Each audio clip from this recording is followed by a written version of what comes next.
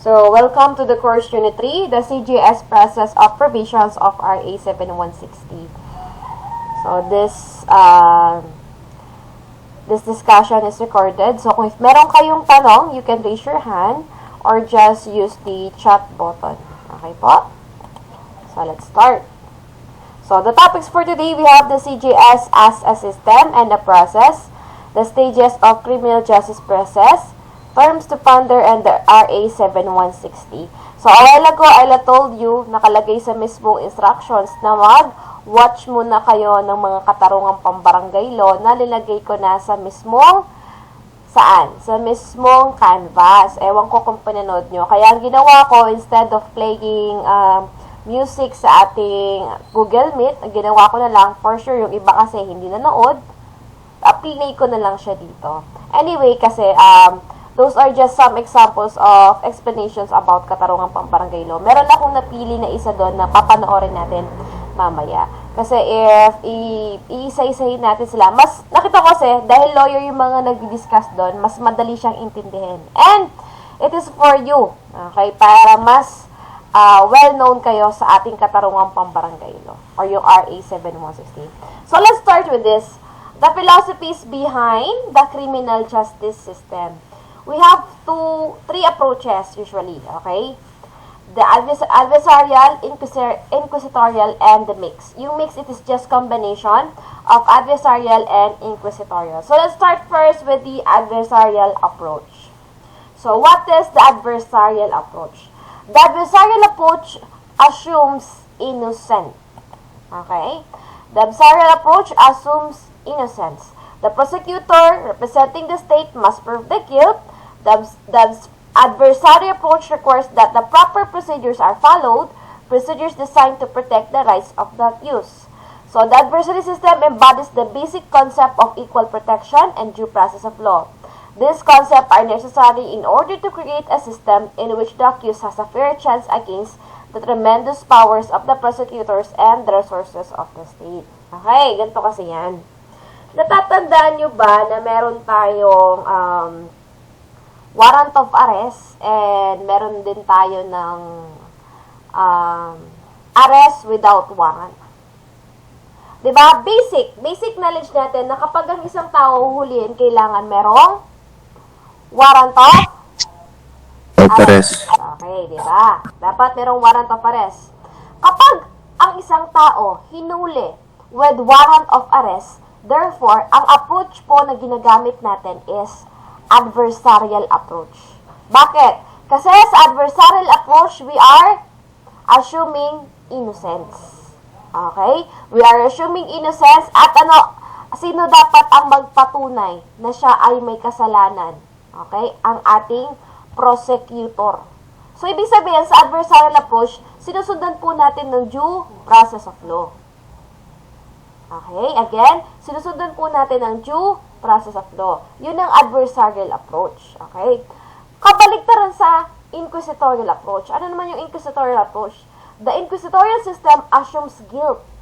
Can you see the difference? Sa adversarial approach, we already, what? We just assume innocence. So, there is an innocence to the arrested one. Sa inquisitorial approach, we assume guilt. Guilty na siya agad. The accused must prove that they are innocent. Okay. Dito sino nagpapatunay? Si prosecutor. Kailangan patunayan niyang guilty yung inaaresto niya. Sa inquisitorial approach naman, kailangan si accused, ma-prove niya na siya ay innocent. So, the inquisitorial approach places a greater emphasis on conviction rather than on the process by which conviction is secured. Ano po yung mga inquisitorial approach? Ito yung mga nahuli, ito yung mga nahuli na without the virtue of warrant of arrest. Ano po ito, ma'am? Yung tatlong scenario na sinasabi natin. What are the three scenarios? Diba?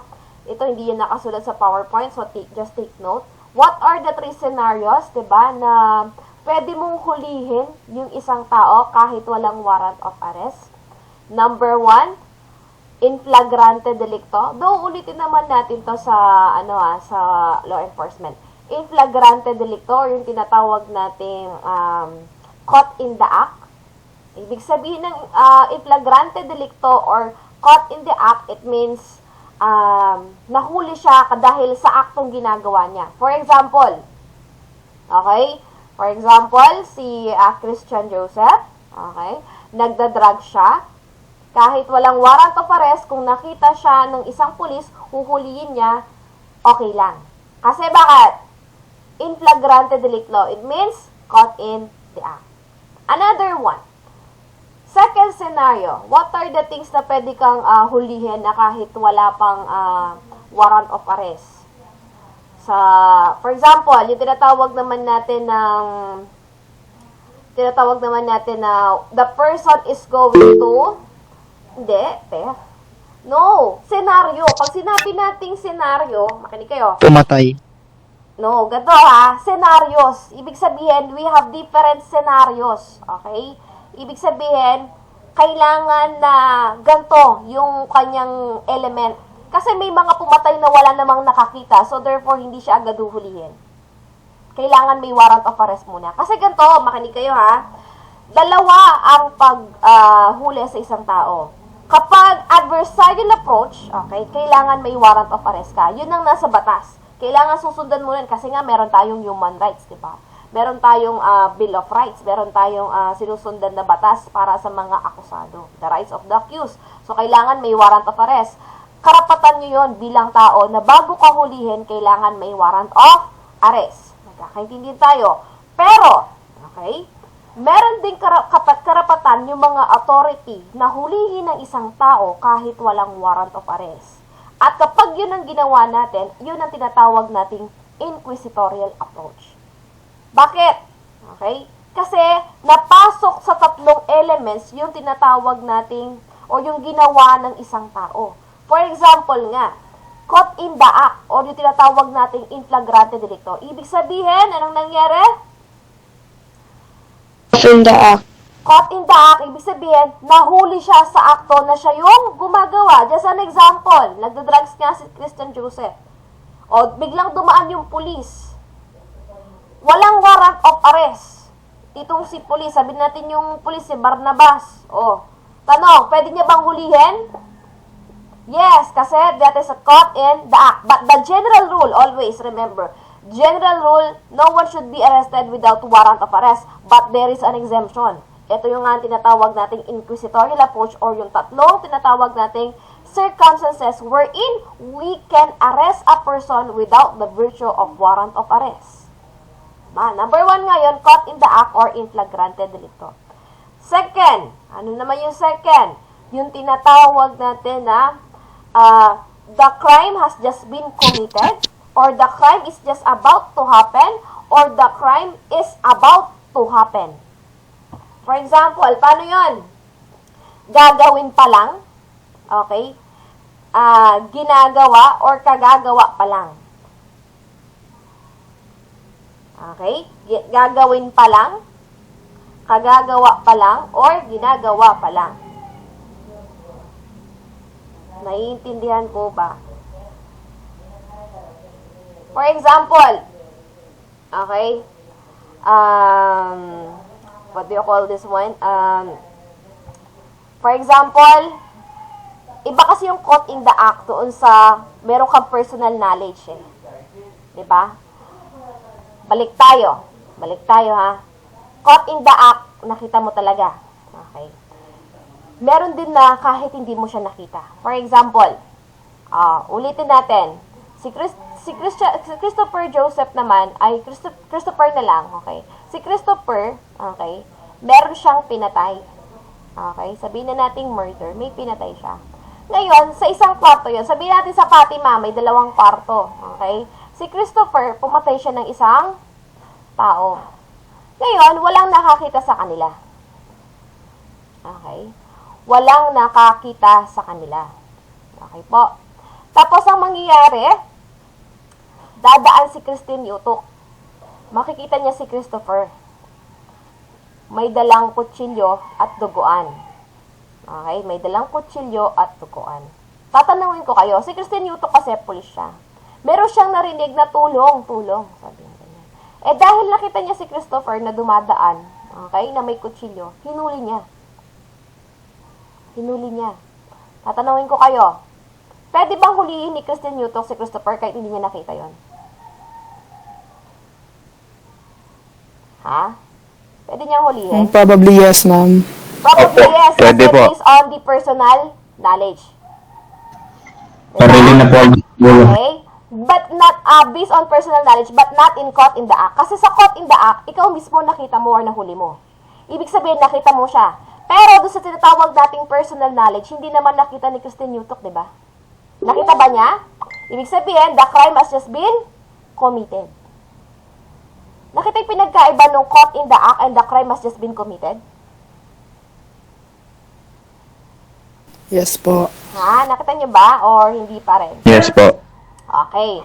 The last element ng ating inquisitorial approach na pwede nating gamitin tong inquest na tinatawag na yan. Kapag yung hinuhuli yung tao is an escapee from jail. Diba? Kapag escapee yan sa jail, okay po, pag escapee sa jail yung hinuhuli nyo, automatically, kahit wala ng warrant of arrest yan, pwede nyo nang hulihin. Nagkakaintindihan ba tayo dyan? Opo. Okay. So, ano pinagkaiba ng adversarial tsaka sa inquisitorial? Sa adversarial approach, there is always warrant of arrest. There is due process of law. Dito, we assume innocent. Kasi inaakasuhan mo siya dyan, di ba? Ibig sabihin, ang magpapatunay or ang may trabaho na mapatunayan na guilty siya is itong si prosecutor. Baliktad kay inquisitorial approach. Kasi nga, caught in the act yan, the crime has just been committed, or already guilt. So, sa inquisitorial approach naman, we already assumes guilt. So, anong ginagawa dito? Kailangan yung accused patunayan niya na innocent siya. So, there is a further explanation about the warrant of arrest and arrest without warrant of arrest kapag napunta na tayo sa law enforcement field. Then, we also have the mixed. So, combination. Sa Philippines, combination tayo, adversarial and inquisitorial. Kasi nga, ginagamit natin both dyan na adversarial approach, kailangan meron mo ng warrant of arrest, and there are also instances na inquest ang ginagawa. So, wag kayong magtataka kung bakit yung kasama ko, hinuli siya with warrant of arrest. Tapos, yun na namang isang kasama ko, nahuli siya without warrant of arrest. Always look the situation. Okay? Baka yung isa matagal nang minamanmanan, kaya tas meron na talaga siyang problema, at nagawan nilang warrant of arrest. Yung isa naman, kaya nahuli kasi na-caught in the act lang siya. Okay, ganun siya. So, that is mixed. So, note, the judicial setup in the Philippines is accusatorial or adversary. Sabi nga, dalawa siya. Yan. The concept of due process of law. Wait lang ha. May tumatawag lang sa akin saglit. So, the concept of due process of law. So, the concept of due process means that those who are accused of the crimes and those who are processed through the criminal justice system must be given the basic rights guaranteed by the Constitution. So, yun ang tinatawag nating due process of law. It means, okay, gagawin natin yung proseso. Susundan natin ang proseso. With what? Okay, with what? With the guaranteed na masusundan din yung basic rights. Ano nga ang approach kapag due process of law ang sinusundan natin? Adversarial or inquisitorial? Adversarial. So, criminal due process requires that the accused be tried by an impartial and competent court in accordance with the procedure prescribed by the law and with the proper observance of all rights accorded to him under the Constitution and applicable statute. So, ang sinasabi niya na rights, ito yung under ng Constitution na Bill of Rights. And also, meron din tayong tinatawag na rights of the accused, di ba? Pati yung tinatawag natin na, ano nga yun, yung kapag na-detain ka na, di ba? Yung you have the right, or yung tinatawag nating Miranda rights or Miranda warning, di ba? Miranda rights na you have the right to remain silent, di ba? Meron kang karapatang kumuha ng sarili mong abogado. Yung RA 7438 natin, ganyan. Huwag kayong mag-alala dahil lahat yun ipapamemorize ko naman sa inyo sa next week yata or 4th week. Hindi, I'm not sure. Ay, tama. 4th week or 5th week, ipapamemorize ko yun sa inyo. So, don't worry. Okay? Para ma-memorize nyo yung mga karapatang pantao ng mga taong hinuhuli nyo. So, So, that is due process of law. Sinusundan natin yung step-by-step procedure ng nasa batas. The next, the concept of equal protection. Okay? The Equal Protection Clause is essence declares that the state may not attempt to create or enforce statute against a person solely because of specific characteristics such as race, age, or sex. Ano naman ito yung concept of equal protection? Ibig sabihin, okay, yung batas natin or yung justice natin dito, alin? Hindi ka pwedeng sampahan ng kaso dahil sa kulay mo lang, hindi ka pwedeng sampahan ng kaso dahil sa ari mo lang, sa edad mo lang. Okay, ibig sabihin ng equal protection, lahat dito pantay-pantay, lahat dito kailangan abot ang justice. So, walang discrimination na magaganap. Kaya niya sinabing the concept of equal protection. Now, so the Philippine criminal justice system settings. So, again, what are the 5 pillars na meron tayo? What are the 5 pillars? We will start from number 1 is 5 pillars. Law enforcement. Law enforcement. And then, Prosecution. prosecution. And then, number 2 is court. Court.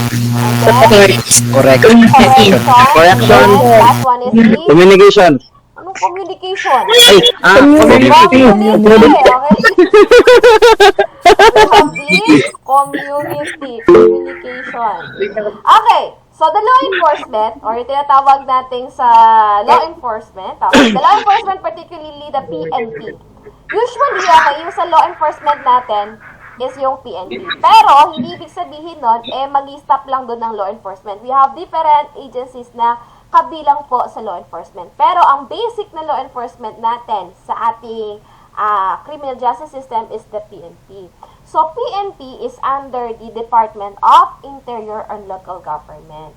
Okay, hindi siya under ng Department ng Presidente, under po siya ng Department na alin? DILG by the virtue of RA 6975.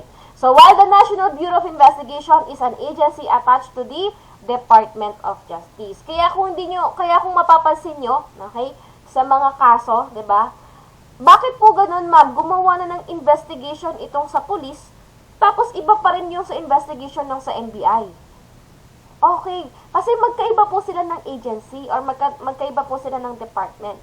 Sasabihin ko nga sa inyo, sa Pilipinas kasi, masyadong fragmented ang ating mga departments, napakadami. Hindi siya isahan, hindi katulad sa ibang bansa. So, locally, okay, sa ating Pilipinas, PNP talaga. Ang NBI, pumapasok lang yan kapag dun sa mga big cases or mga sensational cases. Okay, again, the PNP is under the DILG. The NBI naman is attached in the Department of Justice. And then, the prosecution service naman, yung mga prosecutor, saan under yung mga yan? So, it is under the Department of Justice again. So, while the Ombudsman is the constitutional body independent from the even tree of nature and co-equal branch of the government. Iba naman yung mga ombudsman. Ang ombudsman, ito yung alin? Ombudsman, ito yung nagsasampa ng kaso sa mga opisyal. Next naman, we have the courts. Ayan. Okay, the courts meaning the regular civil courts including the Sandigan Bayan, the special criminal courts are under the supervision of and control of the Supreme Court. So, although judges of the Municipal Trial Court, yung MTC, mapupunta rin tayo sa mga ganyan, MCTC, at times are tasked to perform executive functions when they are conducting preliminary investigation, which is primarily as an executive function. And, syempre, the last one from this is the correctional. Di ko na sinaling community kasi wala naman tayong agency. So, the correctional institutions are either the DOJ or DILG. So, the Bureau of Prison, or yung tinatawag nating Bureau of Correction ngayon, the National Penitentiary is under the Department of Justice. By virtue of RA 6975, yung tinatawag naman nating BGMP, is in charge with the city or municipal jails, while the provincial government is in charge of provincial jails. Both are under the DILG. So, iba po lahat yan. Okay? Ma'am, ibig sabihin, iba pala yung BGMP sa correction, Bureau of Correction.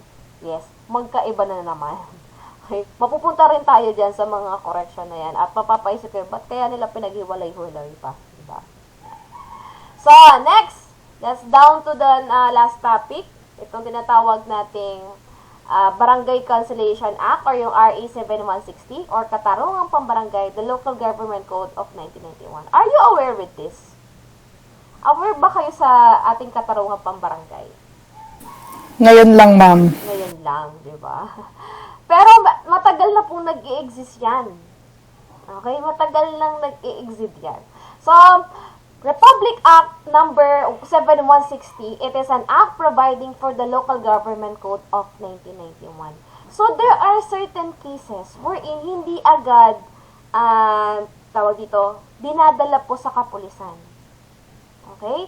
There are cases na hindi po dinadala sa kapulisan. Actually, mahaba to. Kaya hindi ko na siya in-insert sa PowerPoint kasi baka humabot ng 2 hours yung ating discussion. That is why I decided na maghanap na lang na attorney talaga yung kasi kung babasahin natin yung law, yung talagang nasa notes ko, mahaba siya.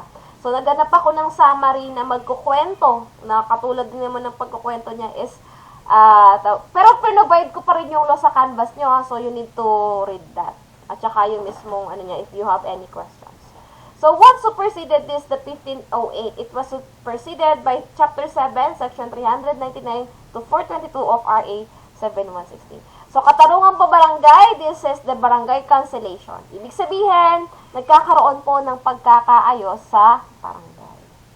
So, ano ang Katarungang Pambarangay? So, this is just a photo, accredited from DILG Pampanga. So, nakita ko ito and very informational siya. So, mas maganda kasi na ito na lang yung gamitin ko, imbis na yung sa mismong batas. So, ang KP or yung Katarungang Pambarangay ay isang sistema. It is a system of resolving the issues or conflicts within the barangay. In English ko lang. So, dahil ang layon ng KP na pabilisin ang pagbibigay ng hustisya sa pamamagitan ng pagkakaroon ng oportunidad para sa pagkakasundo ng mga away sa barangay. Kasi not all, okay? Hindi po lahat, okay, dinadalaan sa pagkakapulis or kailangan dalhin muna sa pulis. For example, nag-away Chismis. for example, si Aisen at saka si Ella, magkapit bahay. Okay? Nung nag-aaway kasi si Aisen at saka yung asawa niya, accidentally, natapon yung itlog. Okay? Natapon yung itlog doon sa gate ni Ella. Tatanungin ko kayo, Ella, magsasampa ka pa ba ng kaso sa pulis dahil natapunan ng itlog yung gate mo? Di na po, ma'am. Hindi na, di ba? Kaya, kapag minor conflicts lang, okay, sa barangay na, hindi na yan kailangan na dalhin pa sa pulis. Okay? So, parang simpleng away lang. So, merong mga cases covered dyan. Mamaya panoorin natin sa video. So, meron tayong tinatawag na ito ang tungkulin ng lupong tagapamayapa. Okay? Sa barangay nyo, merong lupong tagapamayapa. Kilala nyo ba yung mga lupong tagapamayapa sa barangay nyo? Okay? Hindi po, ma'am. Si Rapitol po lang po alam namin. Yun pa. Merong issues regarding mamaya yung kay Rapi Tulfo. Sasabihin ko sa inyo. Kaya next week na si Rapi Tulfo. Kay lupong tagapamayapa mo. Ito ang tungkulin ng lupong tagapamayapa. So, each barangay, meron pong lupong tagapamayapa. Ang lupon ay binubuo ng 10 hanggang 20 members. 10 to 20 members, okay? 10 to 20 members yung ating members ng ating lupong tagapamayapa. At ang pinaka-president natin dito is none other than the barangay captain itself or yung punong barangay as the chairperson. Okay? Galing sa mga miyembro ng lupon ang bubuin ng pangkat tagapagkasundo naman na siyang mamamagitan sa mga alitan kung hindi nakakayanin ng mediation. Okay, we have lupong tagapamayapa. Again, ilan ang members ng lupong tagapamayapa? 10 to 20 members. Sino ang pinaka-head? Sino ang pinaka-head ng lupong tagapamayapa natin? It is the barangay captain or the punong barangay. Okay. Among the lupong tagapamayapa, meron tayong tinatawag na pangkat tagapagkasundo. Okay. Yung pangkat tagapagkasundo, manggagaling yan sa lupong tagapamayapa. Ma'am, paano yun? Kasi sabi mo, 10 to 20 members po yung sa lupong tagapamayapa. Paano nagkakaroon ng pangkat tagapagkasundo? Yung pangkat tagapagkasundo, okay, magkakaroon sila ng pilian. Balik tayo dun sa na yun, si Aisen at saka si Ella. Si Aisen at saka si Ella, nilagay nila yung kaso sa barangay. So, pipili niyan sila. Okay? Both pipili sila kung sino ang mag-aayos sa kanila. Sino, ma'am? Kanino sila pipili? Doon sa lupong tagapamayapa. Pipili sila ng 3. Okay? Pipili sila ng 3 na mag-aayos sa kanila. At yung mapipila nilang 3 yon ang tinatawag natin pangkat tagapagkasundo. So, among from the 10 to 20 members, ang gagawin nila is pipili sila ng 3, si Ella at si Asen, na mag-aayos sa kanilang 2. So, kung tinatanong nyo saan nanggaling po yung pangkat tagapagkasundo, nanggaling din siya sa ating lupong tagapamayapa. Ma'am, what if yung both sides, si Ella at si Asen, okay, hindi sila nagkasundo kung sino ang ayos sa kanila kasi pati yung pinag-aawayan nila. Ang mangyayari noon, magkakaroon tayo ng draw lots. So, magkakaroon ng bunutan para lang malaman kung sino ang mag-aayos sa kanilang 2. Magkakaintindihan yan. So, sa ating katarungang pambarangay, meron tayong tinatawag na lupong tagapamayapa, which is 10 to 20 members, and among that, okay, magkakaroon tayo ng pangkat tagapagkasundo, which is to be selected by those both parties na nagre-reklamo or nag-aaway. 3, okay, 3 pangkat tagapagkasundo. So, sino ang pwedeng maging member ng lapon? Kasi ma'am, sabi mo 10 to 20 members, ibig sabihin, ilan lang naman ang members ng barangay officials, di ba? Ibig sabihin, 12 lang, di ba? 12 lang yata yung mga barangay officials natin. So, paano nagiging 10 to 20 members? Ang tanong, sino ba ang pwedeng maging membro ng lupon? So, these are the qualifications kung paano ka pwedeng maging member ng lupon tagapamayapa. Number 1, kahit sinong tao na nanidirahan o nagtatrabaho sa barangay. Okay? Yes, iba pa po yung sa kagawad. Okay? Nire-respeto sa barangay at may taglay na integridad at pagkamakatarungan. Hindi dinidisqualify ka ng batas. Okay? For example, lolo mo, principal.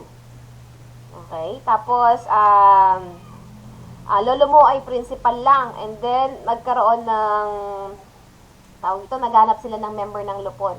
If lolo mo is respected naman and then wala siyang nilabag na kaso, so, tapos talagang permanent residing siya sa barangay niya, pwede siyang maging member ng lupon.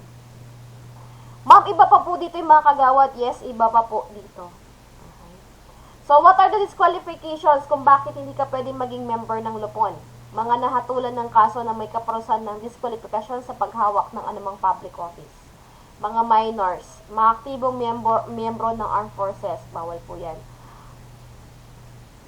Mga empleyado ng gobyerno, mga halal na opisyal ng gobyerno. Anong tanong mo? Bakit wala po yung malakas magkape dyan, ma'am? Ewan ko, may nakita ka na bang lupon na ang qualification niya is malakas magkape? Kung ganun ang qualification ng lupon, siguro, okay, dapat sa Starbucks na lang siya nag-apply, hindi po sa lupon, Ang sa lupon, ang pinag-uusapan natin dito, sila yung magkakasundo or mag-aayos sa anumang conflicts na meron sa barangay. So, ang KP ay pinapatupad ng alinsunod sa ganitong proseso. So, una, okay, magkakaroon muna tayo ng pag-hide ng complaint. Or, for example, ayan na, si Ella at si Asen. Si Ella, magsasampa siya ng complaint niya sa mediation.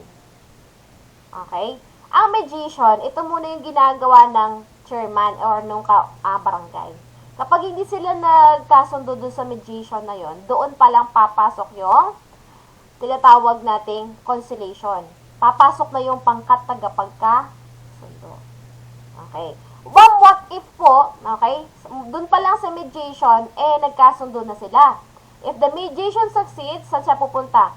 Amicable settlements. Pero kapag sa mediation, kapag pinag-aayos pa lang sila ng barangay, nung barangay captain at hindi na sila sumusunod, saan napupunta? Sa tinatawag nating conciliation or yung dito na papasok yung pangkat tagapagkasundo, tsaka palang papasok sa amicable settlement. So, pareho naman, lahat sila pupunta sa tinatawag nating amicable settlement. Okay?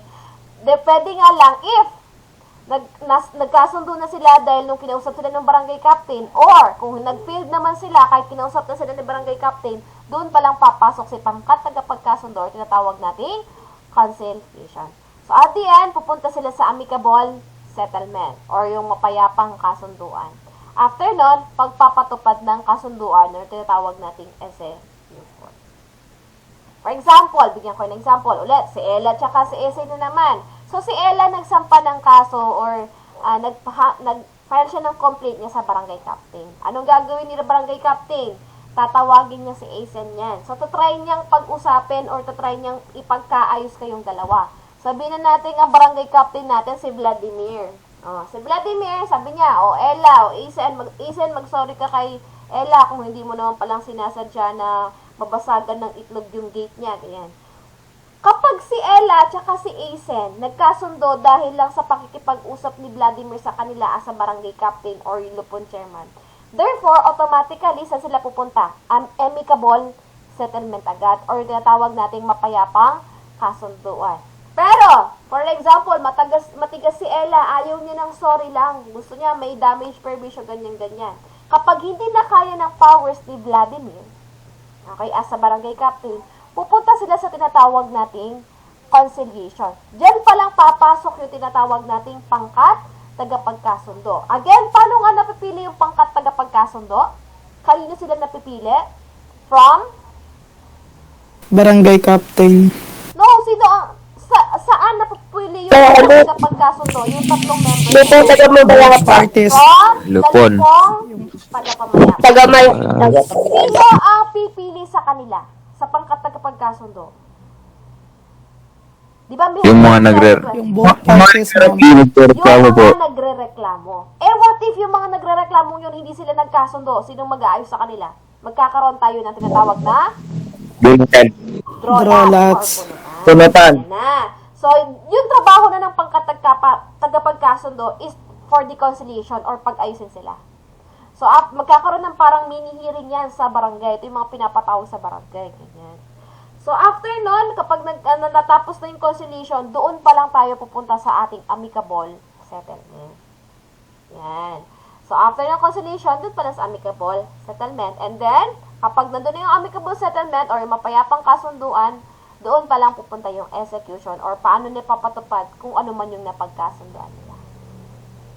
O, diba? Ang pangkat tagapagkasundo ay binubuo ng 3 miyembro ng lupon na siyang pipiliin ng 2 partido. Napakadali lang, di ba? Ang mga alitan ng 2 partido o nakatira sa isang munisipyo o syudad ay maaring dalhin sa lupong tagapamayapa para sa pamamagitan at pagkakasundo maliban sa mga sumusunod. Okay. Ganito ha, hindi po lahat, okay, kaya nga sinawag natin katarungang pambarangay. Ibig sabihin, hindi po lahat ng away kinikater nila. So, there are certain cases din, no? Ma'am, ibig sabihin po ba ang away na to kailangan barangay within the barangay? Yes, sabi nyo.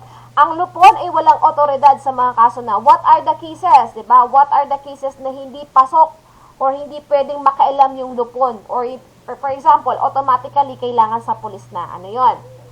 So, ang isang partido ay ang gobyerno or parte ng o instrumentalidad nito. Hirap ng Tagalog, ano? So, one party of this is a government. So, for example, yung si Ella is, for example, hindi lang siya normal citizen. Government official siya.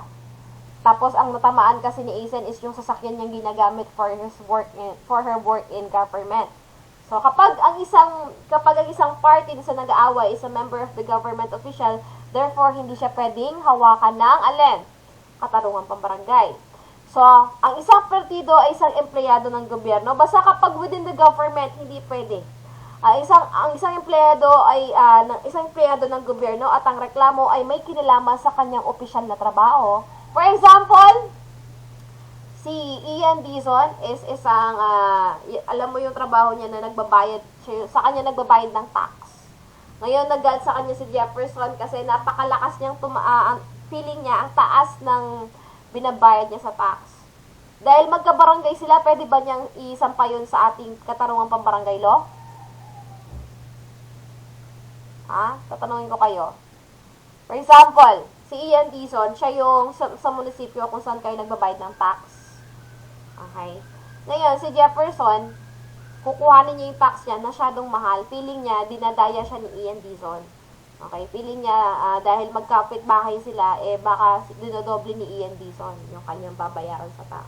Ang tanong ko sa inyo, dahil magkabarangay sila, si Ian tsaka si Jefferson, pwede ba nilang isang pa sa kaso or isang pa nila sa barangay yung kaso nila?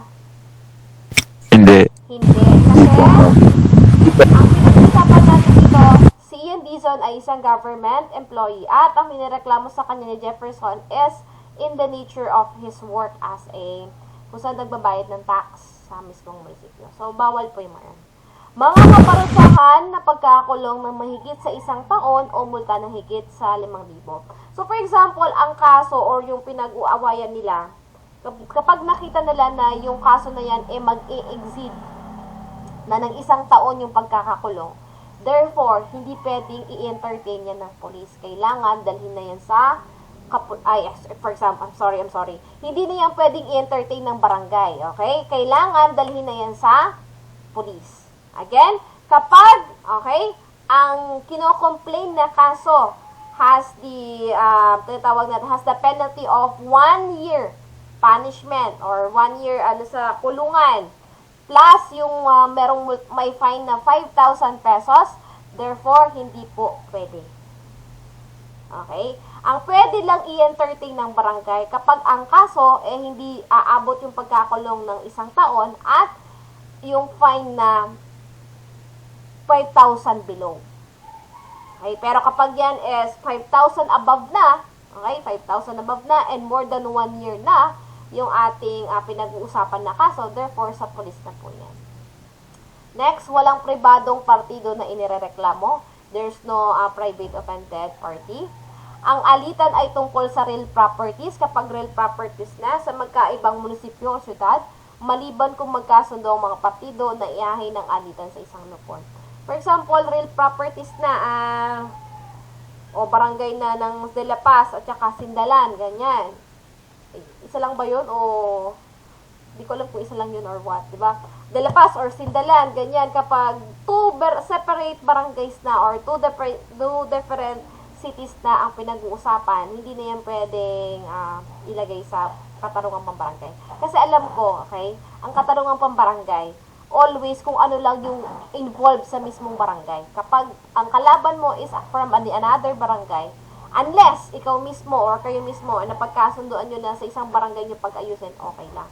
Pero kapag we're talking about the real properties, what are the real properties? Do you know what is real properties? Can you give me example? Bahay, ma'am. Lupa. These are the immovable objects. Pag sinabi natin immovable objects, hindi yan nalilipat. For example, lupa. Diba? Bahay. O yun yung matatawag nating real properties. Okay? Kapag ganun ang pinag-usapan na, kailangan, kung involved yung magkaaway from different barangay, therefore, hindi yan pwedeng ilagay sa barangay. Unless, they decided na, for example, kung yung real property na pinag-aawayan nila is located sa De La Paz, therefore, pwede yun. Okay. Ang mga partido ay nakatira sa mga barangay na magkaibang sudyad o munisipyo. Bawal yun. Maliban kung ang mga barangay ay magkatabi lang, pwede yun. At magkasundo ang mga partido na ihain ng alitan sa isang lupon. So, iba pang mga alitan na hindi papayagan ng presidente o alinsunod sa rekomendasyon ng Secretary of Justice.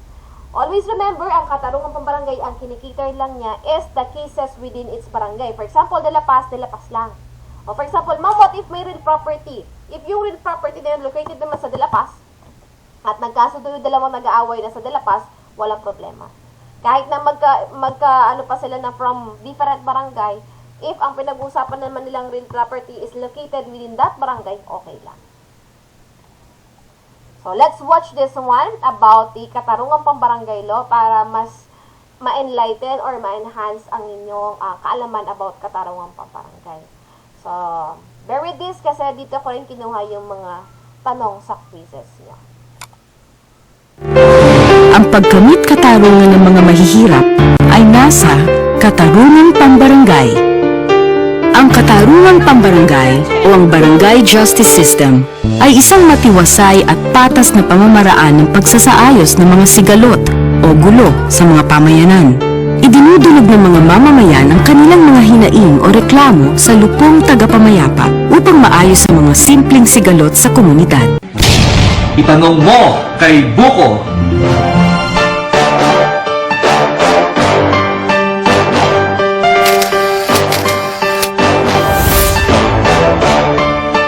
Magandang araw po sa inyong muli. Welcome back sa ating programang Itanong Mo kay Buko. Ito po ang ating seryosong programa, no, kumpara doon sa ating FB Live Pechay, no. Kasama ko po ang aking kapatid, board member attorney Pechay de la Cruz. Dito po sa programang ito ay mga usaping legal. Yan. At ano ba ang napapanahong topic natin ngayon, Pechay? Dito nga po sa ating programa ay specific tayo sa isang topic, kuya. At ngayon nga sa episode na ito, ang topic natin ay tungkol sa katarungang pambarangay o yung the barangay justice system. Kasi marami nagtatanong sa atin yung mga problema sa barangay. Yan. Diba? At ang laging tanong nila, dapat ba sa barangay ipasok to? Paano kung ang kalaban mo, yung taga-opisyal ng barangay o korporasyon? At pwede bang dalawang paghaharap lang? Correct. O ano epekto kung wala kang certificate to file action? No? Napakaraming katanungan tungkol dyan, kuya.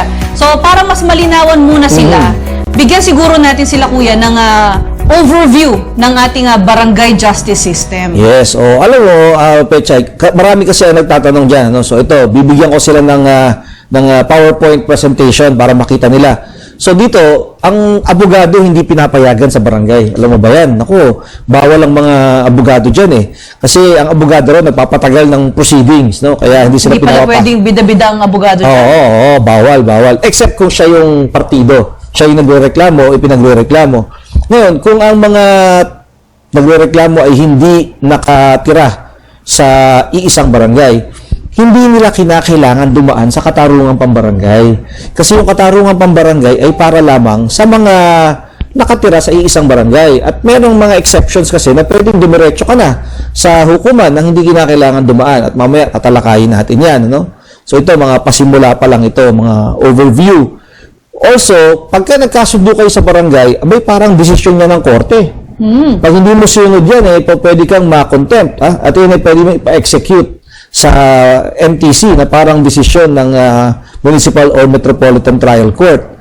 At sa huli, bagamat walang authority, no, yung mga taga-barangay para although sa barangay may kapangyarihang mag-arbitrate, no, marami ayaw Marami hindi sila talaga nagbibigay ng kanilang hatol.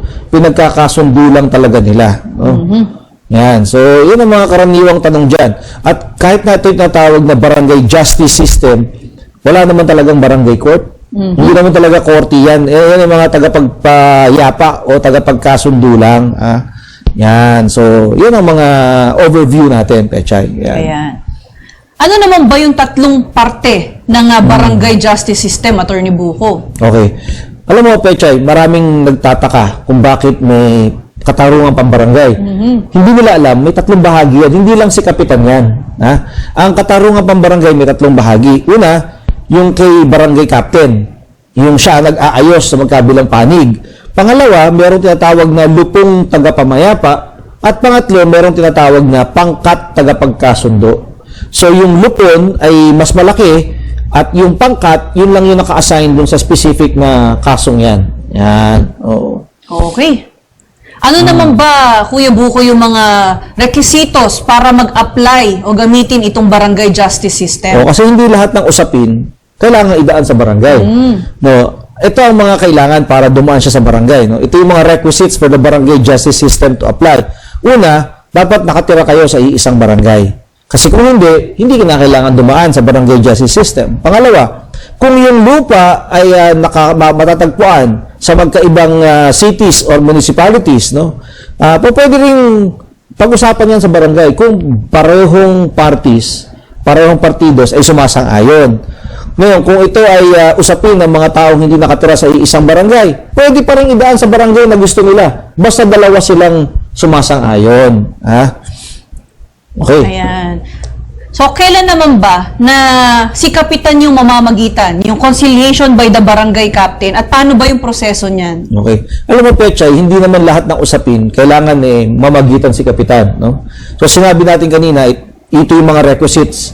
Assuming na dalawang nag-aaway, sabi nila, kapitan, pag-ayusin mo kami. So, yun yung conciliation by the barangay captain. No? Una, both parties agree. At ito yung kanyang proseso. So, pupunta ka sa barangay, merong magrereklamo laban sa isang tao, at patatawag ni kapitan. Kailangan nakatira sila sa isang barangay. Kasi kung hindi sila nakatira sa isang barangay, kailangan may consent ng pareho. Kung nakatira sila sa isang barangay at may nagreklamo, papadalan dapat ng summons ni kapitan na kailangan sumagot o humarap sa kanya within 5 days. Pagkatapos ng pechay, kailangan niyang pag-ayusin yung magkabilang panig. Kung magkakaayos sila, magkakaroon ng kasunduan. Ngayon, kung hindi naman sila magkakaayos, pwede niyang hatulan, arbitration, no? Kung papayag ang magkabilang panig at bibigyan niya ng award o desisyon within 15 days. Ito, bihirang ginagawa ito.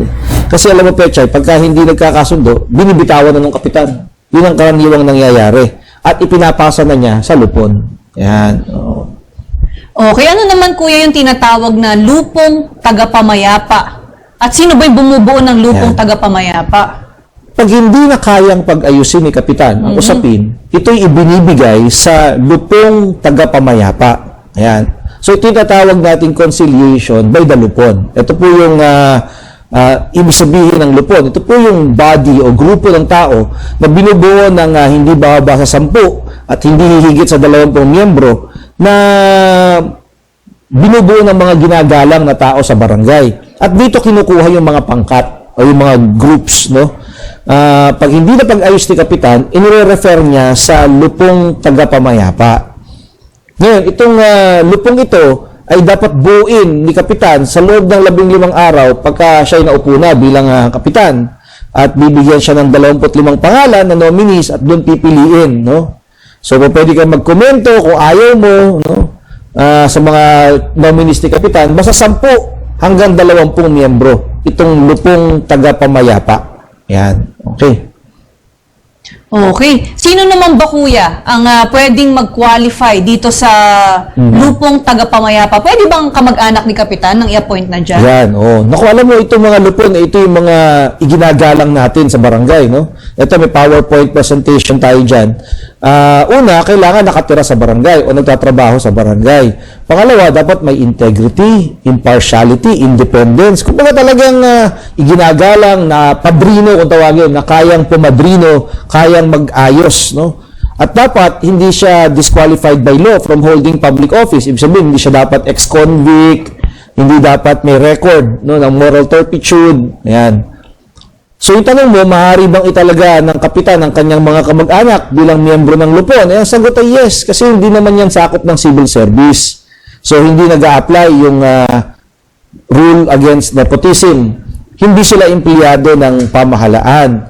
So, pwedeng ilagay ni kapitan ang kanyang mga kamag-anak bilang miyembro ng lupon. Hindi labag sa batas. Nakakahiya lang. Oo, di ba? Yan. Napaka-importante ng tungkulin nitong lupong tagapamayapa.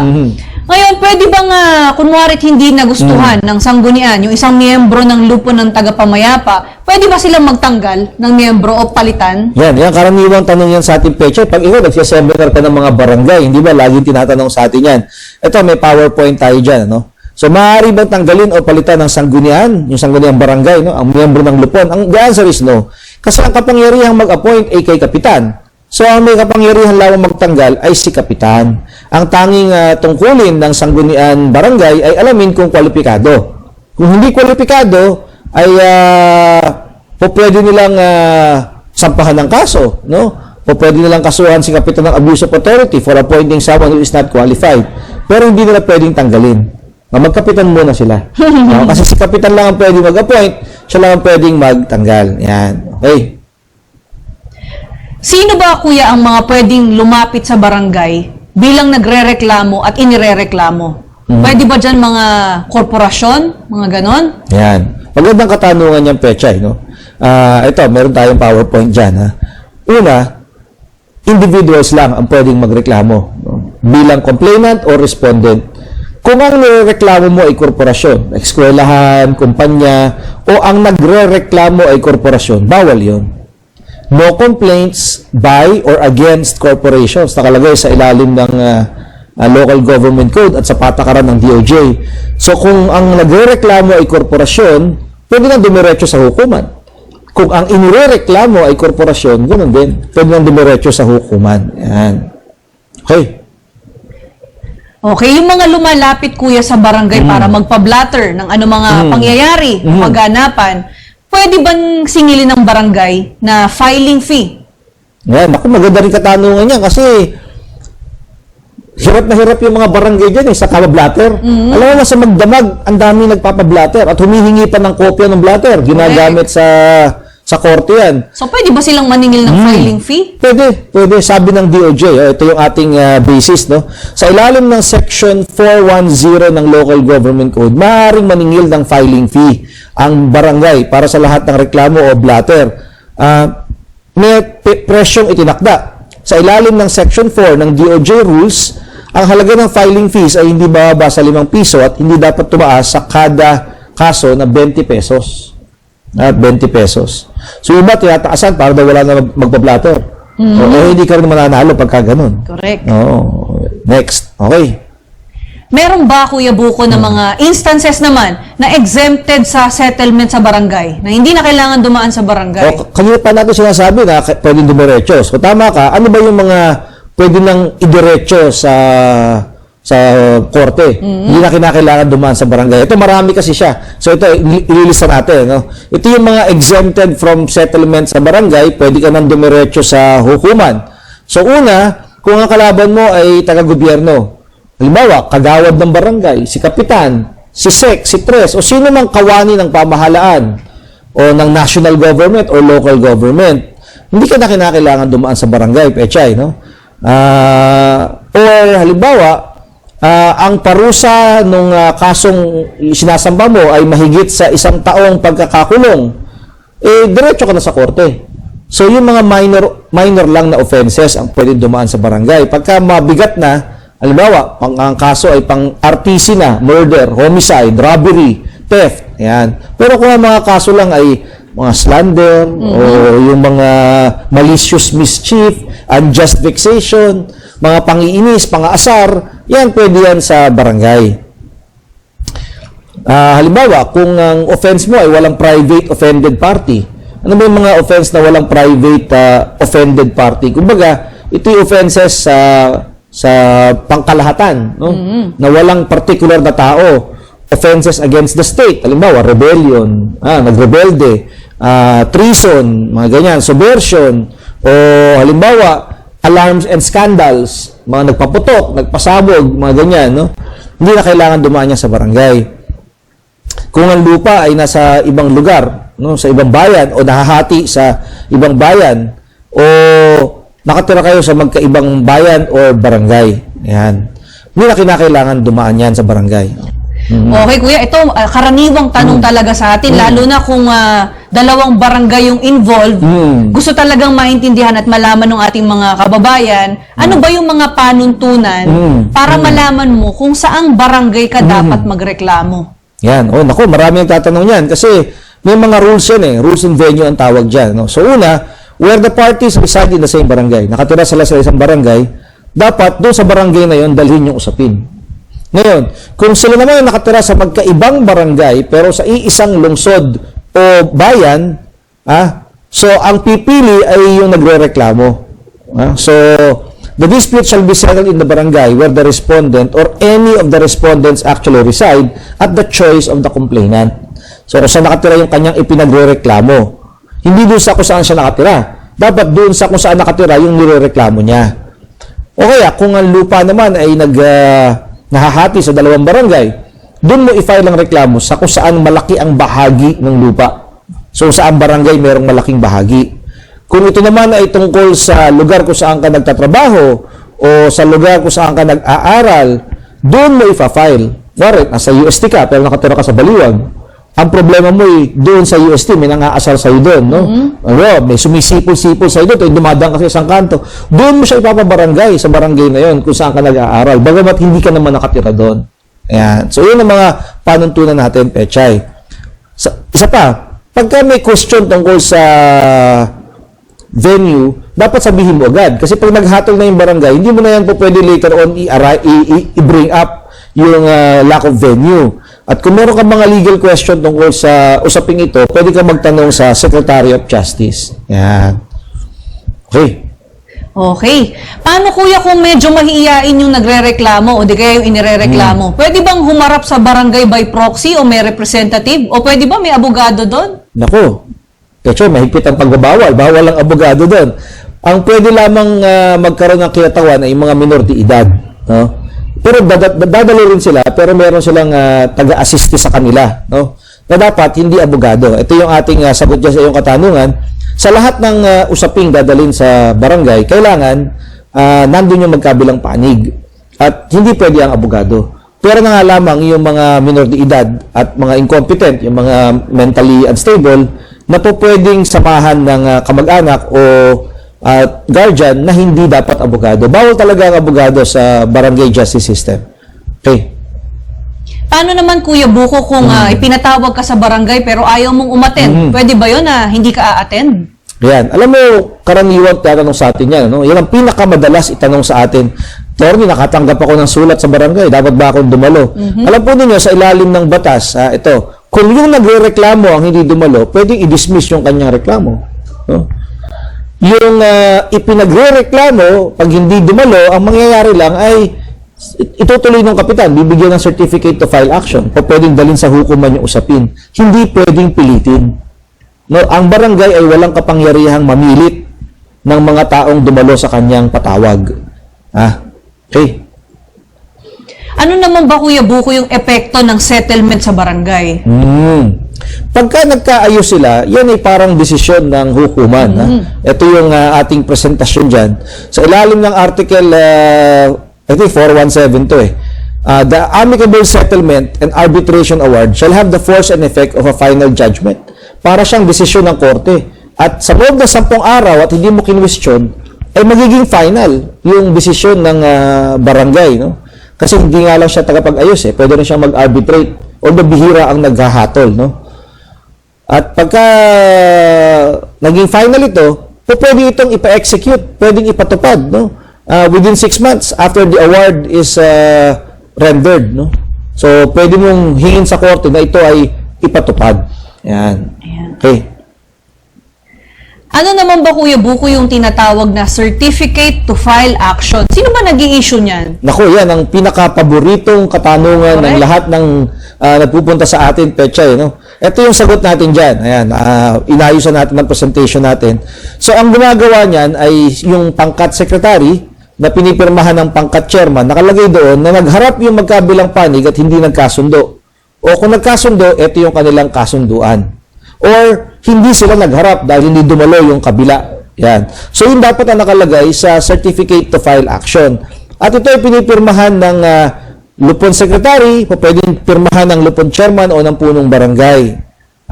So, lahat po ito ay nakalagay sa panuntunan ng DOJ sa revised katarungan pambarangay law. Ayan. Okay. Ano naman ba Kuya yung mga instances na hindi na kailangan ng prior conciliation, no? Hindi na kailangan magharap sa barangay yung nagrereklamo at irereklamo? Ito, importante rin ito. No? Sa ilalim ng batas, ito yung mga bagay na hindi na kailangang idaan sa barangay. Una, kapag kasong kriminal at ang naaresto yung tao ng walang pulis, ng walang warrant, no?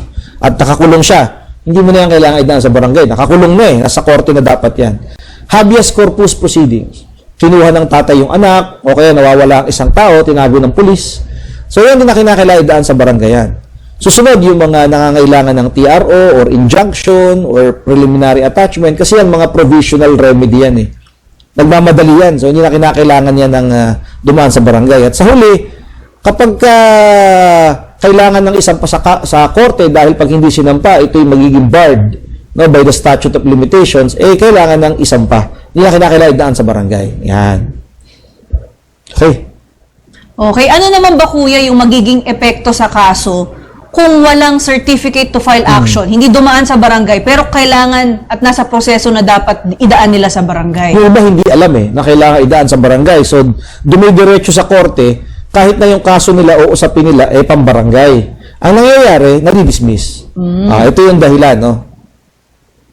Sa ilalim ng Section 412 ng Revised Katarungan Pambarangay Law, kapag ikaw ay nagsampa ng kaso sa hukuman na hindi dumadaan sa barangay at yung usapin ninyo ay sakop ng pambarangay na kaso, madidismiss ang iyong isinampa. Or pwede naman yung korte suspindihin muna ang proceedings at pabalikin kayo sa barangay para muli kayong dumaan sa barangay. Kasi ang layunin nito, Pechay, ay mabawasan sana yung mga kasong dinadala sa korte. Yun. Na sana ay mapag-ayos muna sa barangay. Yan. Okay.